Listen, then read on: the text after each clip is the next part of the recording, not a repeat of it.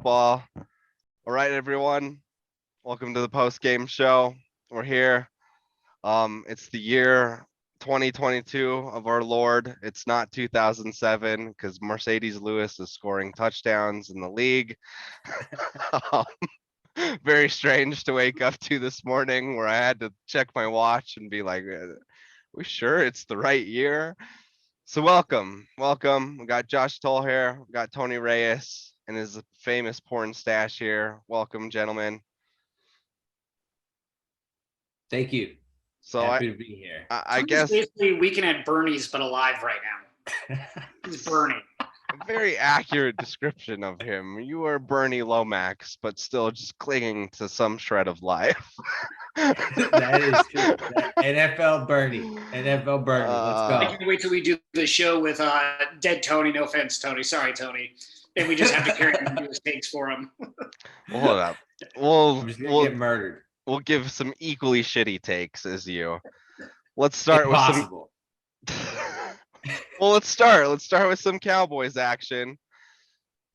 And we just had the Cowboys beat the Rams. Rams, like Stafford looking like Lions Matt Stafford of old. I'm not sure what's up with the Rams. Let's talk on that game first. Like let's kind of put the Cowboys off to the side here. What's up with the Rams?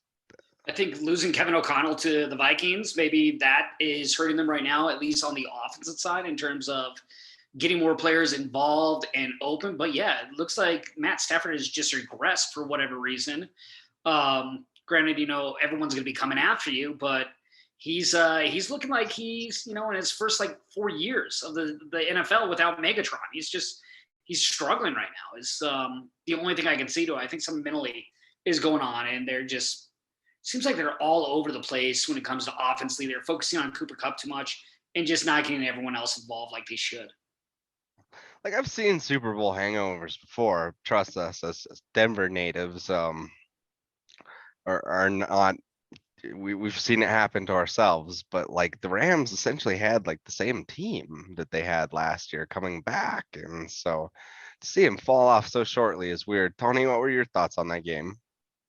What happened to Cam Akers?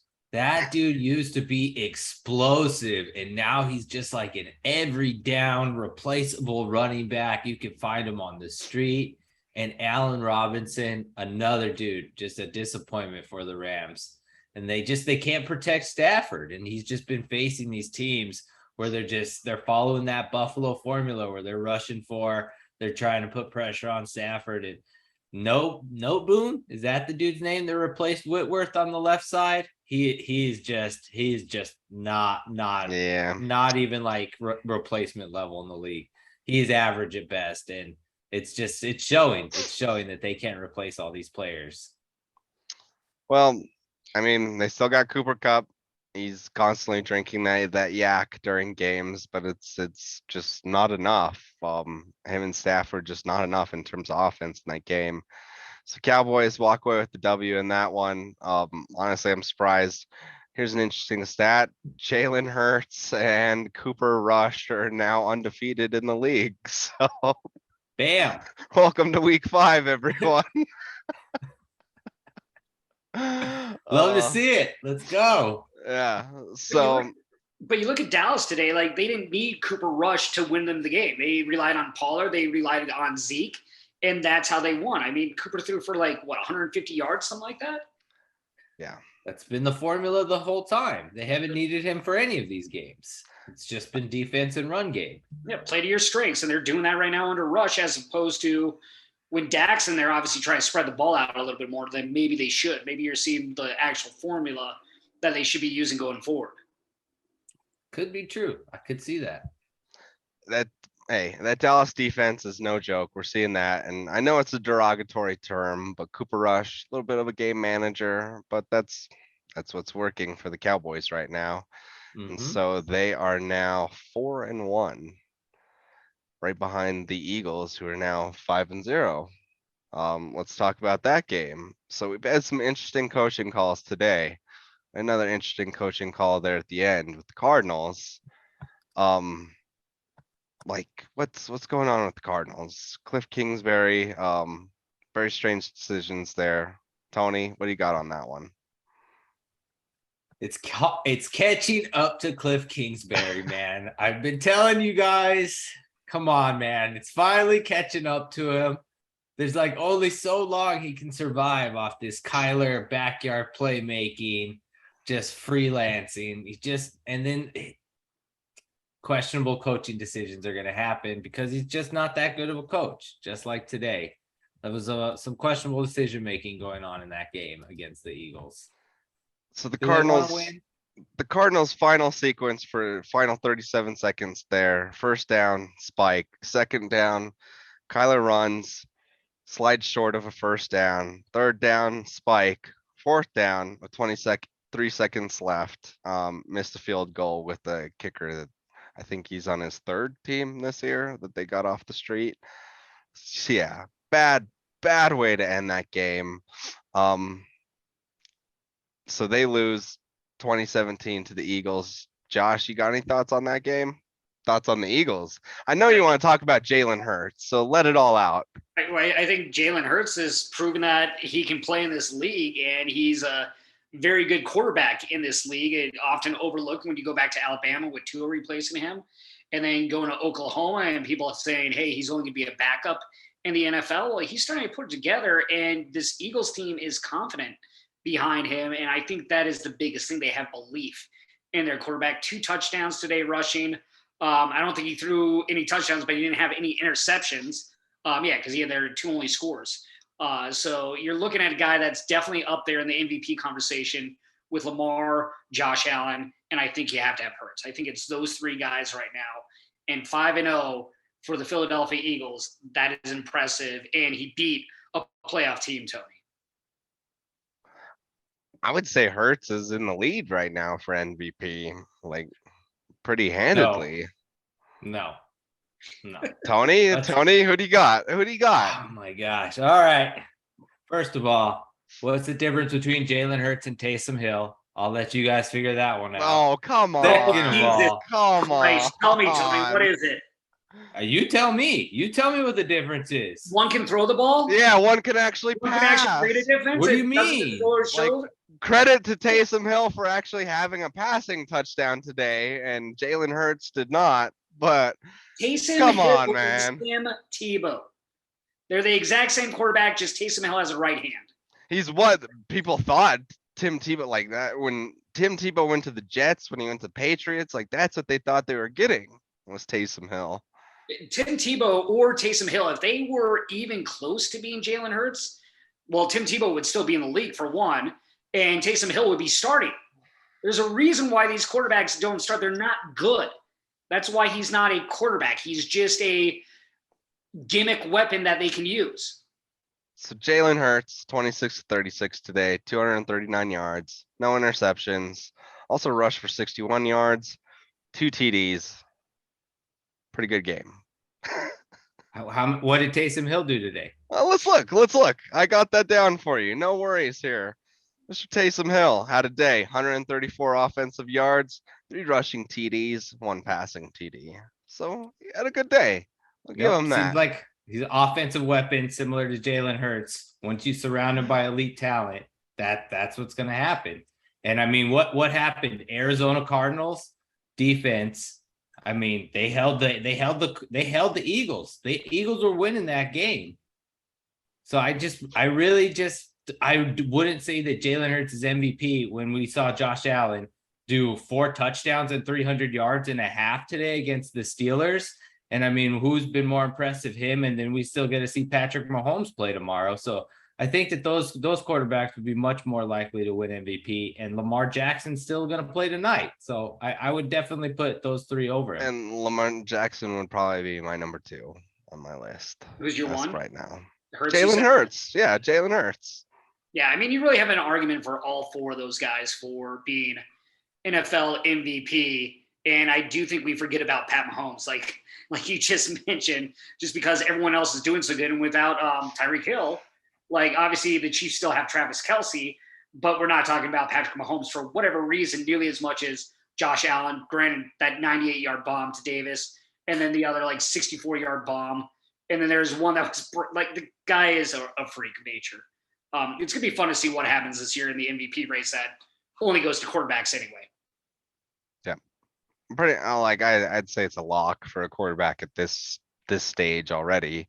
It's a lock like 8 out of 10 years, 9 out of 10 years. Like, yep. Unless you're crossing that 2,000 yards benchmark, like you don't even have a chance as a running back, and then you're not winning as a receiver. Sorry. well, yeah, because it'll give all the credit to whoever the quarterback is, no matter what. Exactly. Like, yeah. Cooper Kupp never gonna see an MVP consideration. So, all right, we'll move on to some other games. Let's move on to some other head scratching coaching decisions. So we had Chargers at Browns. Staley decided to go for it. 4th and 3, or went up for it on 4th down, up 3. Basically, like, he has players openly rebelling against him on Twitter. Keenan Allen basically posting on Twitter saying like, well, what the fuck are we doing? I've kind of been on this train since last year, like just the way he ended last season, that maybe this guy's more lucky than actually good. So I'll start with Josh. What are your thoughts on this? Yeah, I think you're just outthinking yourself. Again, when like your players are openly tweeting about it, that's never a good sign, one. Two, like, yeah, what are you thinking in general? But it's just one of those ones where we have a guy like Justin Herbert, you have Keenan Allen, you have Austin Eckler, the players and their ability, and then you have Bosa on the other side, you have a solid defense. The players and the team around you can make up for your mistakes that you're making as a coach, and sometimes those go unnoticed. And today, that just wasn't the case. It was well out there in the open. Like Tony said it. And I hate to admit it, they have one of the best rosters on paper, and they were a clear Super Bowl favorite this season. And like coaching is their clear deficiency for that team. And the way I see it right now is, even if they made it to the playoffs, they'd probably lose like their first playoff game just from horrendous coaching, from gross mismanagement at this stage. And you could make that argument for the other 3 coaches in the AFC West other than Andy Reid. McDaniels, awful coaching. Hackett, awful coaching. It just like keeps going down. Like this AFC West that was supposed to be the hardest division is being blown up because of the bad coaching more so than anything. And that's the truth. Like Josh McDaniels, he's a long-term investment. Like he's essentially like, he's their Gruden light, I feel like. And Mark Davis has just that loyalty with coaches as well, that, hey, like I think that Broncos victory probably righted that ship a little bit for them. We'll see how it goes for the Raiders. But Nathaniel Hackett easily on the hot seat. We didn't get to talk about that Thursday game. Nobody wants to talk about that game because it was one of the most horrendous NFL football games to ever be televised. And poor Al Michaels had to sit through that shit. Poor Al Michaels, we had to sit through that shit. Come on. He's not on the hot seat right now. You don't think Hackett's on the hot seat? I think not right now. Give it a couple more games, and I can be on that page with you. But I still think the biggest issue the Broncos made this offseason when bringing in a Hackett is they brought in Evero as well. I'm pretty sure their special teams guy is a newer guy. They don't have anyone in terms of veteran coaches on the staff to help lead the way. And I think that's what's hurting them more so than anything. They don't have that guy that they can rely on. Yeah, they just brought on the assistant. Tom Capers might also be part of it. But it just seems like they're missing that one thing. And you're still seeing it with Hackett's even saying he's second-guessing himself. You can't be saying that as a coach. You can't be doing that as a coach. You just got to go with your gut instinct and go. And I think that's where that big difference is between first-time coaches and coaches that have been around the league forever or have been fired, is they learn from those mistakes that they were making earlier. And we're just noticing it more so right now with Hackett because we saw it with Joseph and we saw it with Fangio. Well, it's going to be a battle of bad coaches here in Monday, a week from now, when the Chargers and the Broncos, yet again, national TV, we get to grace the America with our presence. So we'll see. It'll be who can be the worst coach. That's essentially what that Monday night battle is going to be. All right, Tony, I got one for you. Tom Brady still protected by the refs. Wow. Was Wow. was that roughing the quarterback? He made that happen. He like got up and talked to the ref, and the ref was like, "Yep, you're right, Tom. Let's throw this penalty flag." That was pretty egregious. I cannot believe they threw that. They're just like, let's make sure that Tampa wins this game. Atlanta's making some headway here. Let's stop that. Let's stop that right now. Man has a little bit of drama going on in his life. He could use a helping hand. And that's all. We've seen Tom Brady do that in the past, right? We see him look over to the referee, be like, "Hey, man, what's going on?" And the ref's like, "Okay, yeah, here you go. Here's a flag." But this also goes back to the new Tua rule that was just put in place by the NFLPA. So I think they're also taking a look at that, like in terms of protecting the quarterback, especially like in hits, and then just because he's Tom Brady, like you're going to get calls that you shouldn't get. And again, this is another reason why referees should have to, be interviewed after games when there's a questionable call like this on a third down that would have, I think it led to a touchdown, right? Is what it ended up leading to. Like, so that changes everything in this game, especially for the Falcons. Like, yep. I mean, you got to hold accountability everywhere. Like, I'm sure he gets downgraded, this referee, this crew. But there's got to be some sort of other accountability that's happening. I don't think he does. Like, I think the NFL sees that and they're like, we're good with that. Like, they're going to protect their guys too. Yeah, protect our assets. Speaking of protecting their guys, how about Teddy Bridgewater today? Not coming back in the game. Concussion protocol. Not coming back. We don't have our usual co-host Nick with us here today to talk about the Dolphins, but the Dolphins are spiraling right now. Like I thought for a second there that good coaching would save them from that game, but no, it's just they got it's death by 1,000 cuts with them. Yeah, but you also look at that. Teddy should have been back in that game. Like any other day of the week, previously before the whole Tua thing, he is cleared to play. Now, because of the Tua rule, he's out, and that obviously changed the game for the Dolphins. Do they win still? Maybe not with Teddy in there, but at least I think it's a closer game. I think it's a much different one. Yeah. That's for sure. So the NFL needs to look at this on how they're going to control head injuries. And this is going to be the toughest thing going forward because you just never know. You had the week before with Tua, or 2 weeks before, where he's wobbling, and then obviously he gets knocked out last week. So you implemented this because everyone's seen it, everyone's reacting to it. That's going to be the toughest thing, is how do they figure out and manage concussions in the NFL? I feel like they're back to square one, where it's like they got away from a lot of this concussion stuff over the years, and we're right back to just square one with them. Now, I don't think they have the legal liability this time around, but yeah, it's just like, oh, you guys. So that was kind of just something that you paid attention to for a while, and then you moved on from it, is what it's looking like most likely here. We've talked about it on previous shows. Like I always thought the call was supposed to come from NFL headquarters when you saw something in a game like that, where it's like, oh yeah, clearly like that guy's concussed. We had a few instances with that in the Colts Broncos game as well, with players staggering to get up. It's like, yeah, no, like they need to be pulled aside and checked, and it doesn't seem like the NFL is doing that right now. But to Josh's point, I think we're gonna start seeing a crackdown on this, and like I could honestly see this having some playoff implications this season.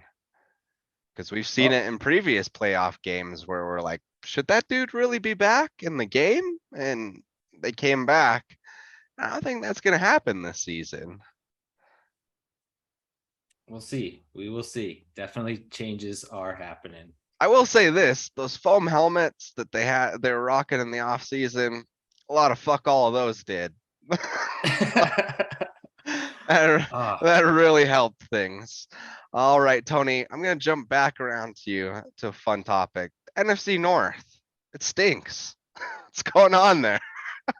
I got to take so hot. You guys are going to think I'm concussed. Tony, Matt did you figure LaFleur? that one out before you said that? Hot seat? I did not think that out. Just came off my top of my head. I said Matt LaFleur, hot seat. I don't know why. No, Explain. he's not. He's not. The Packers lost to the Giants today. I read that again and thought I was concussed. How did the Packers lose to the Giants? Why are you questioning Matt LaFleur being on the hot seat after I just told you the Packers lost to the Giants? They also did lose their best receiver in Devontae Adams to the Las Vegas Raiders. That's a large reason. They have Randall Cobb. That's really it in terms of receivers. Lazard, I guess you can make an argument for. But their defense, which was supposed to be spectacular, has not lived up to expectations this year. And I think that's the biggest letdown. Yes, we can talk about Aaron Rodgers and the offense, but I think it's more so in this case, we're seeing the old defense from the Packers just not there when they need to be. They should be stepping up and beating a team like the New York Giants and Daniel Jones, and they're just not doing that right now. Also, the Very other half of disappointing. that, Giants team, pretty good this year. Daniel Jones, looking all right. They only Saquon have one Barkley, loss. yeah, like, they're good. No, Like we no, shit no, on no. the NFC East pretty hard at the beginning of the season. It's looking pretty good right now. Daniel Jones stinks. The Giants are frauds and phonies. They're not good. I'll tell you why. I know because I watch this crap team. I watch them. They stink. They stink. The Cowboys beat them. They stink. You know who else stinks? The Washington Commanders, another NFC East team. They stink. They And you know do who stinks? stink. Me. Why did I bet on Carson Wentz today? Because Oh I'm my concussed. God. Because I'm concussed. You That's don't even why. listen. You don't even listen to your own show. Like we've talked about it. Carson Wentz sucks. Cody, you know what else stinks? That Baker mustache. Mayfield. Baker Mayfield and Carson Wentz. They both stink. Tell me what else stinks, Josh. I will say you picking the Jags to win that division. No. I think Someone is winning that division. Jags crap the bed today. they did. And it's probably They gonna be lost the Davis Titans. Mills in his neck. Could Yep. be right. Fucking Tannehill. Fucking Tannehill. The Texans defense finally coming through for me. Thank you guys. Been hyping you up all season. I appreciate it. All right, let's wrap it up on a couple more topics here. Steelers, worst team in the league right now. I told you they're dead. Bury them. Bury that team. Kenny Pickett development year. That's all this season is. Kenny Pickett development year. Yeah, no, I agree with Tony. The Kenny Pickett development year. I think I saw Bain walk in there at the start of the season and blow up their stadium because the team looks pretty blown up right now. That was just some random yinzer that's sick of watching this crap. Meanwhile, they got the Eagles like tearing it up. But you know what the thing with like the Steelers? So even though this is a blow up here, I don't feel like Tomlin's in danger of losing his job. No. Like that's the one thing like the Rooneys do not go through as head coaches. And he'll be there at least through probably year 2 of Pickett, and then we'll see what happens. Without his guidance, like they would have no wins this season. Is what I think about Tomlin. Like, I yeah, also like to wonder if they had TJ Watt, how much that does True. things defensively. That's a big part of it. that's a big one. Like, and that's they built that whole just kind of pass rush apparatus on the defensive side around it. So suddenly, you know, Minka Fitzpatrick isn't as useful now without someone like TJ Watt that comes down on the QB. So yeah, it's going to be a lost year for them. But you also look at the excitement that they have. If Pickett like evolves into anything, they could have the quarterback of the future. Could. I'm not really high on him, but that's me. They have Najee Harris, and they have Pickens trucking DBs all over the place. They could have at least a couple people, and then if Chase Claypool comes back and is actually relevant like he was his first year or two in the league, this could be a scary team if they can put it all together offensively at least. We'll give Steelers credit in that regard of at the beginning of the season, it seemed like, no, we're protecting Pickett from even sniffing the starting lineup on this. Like, we're not gonna go through that. I almost said like that Tebow-esque thing of where fans are calling for it, like they're rabid for it, of just like, and same even with Drew Lock, of just like, get that guy out there. We want to see what that ceiling is. And to the credit of the Steelers, like they're doing that with Pickett. They're like, we're giving you essentially a season to kick the tires on this one. And so there's going to be no excuses. And the smart thing they did was they waited a few games before they brought him in, as opposed to throwing him in there week 1. So, all right, watch, get used to it, get like just a general idea of what happens here in the NFL. Then we'll throw you in, see what happens. He threw like 4 interceptions last week in his debut.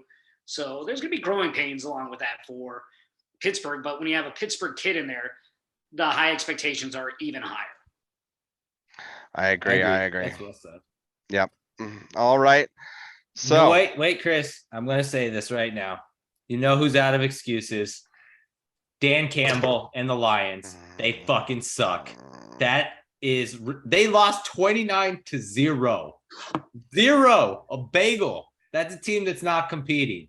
That's a TV show PR campaign, Dan Campbell. You stink. You're on the hot seat. You probably should be fired before LaFleur. You stink.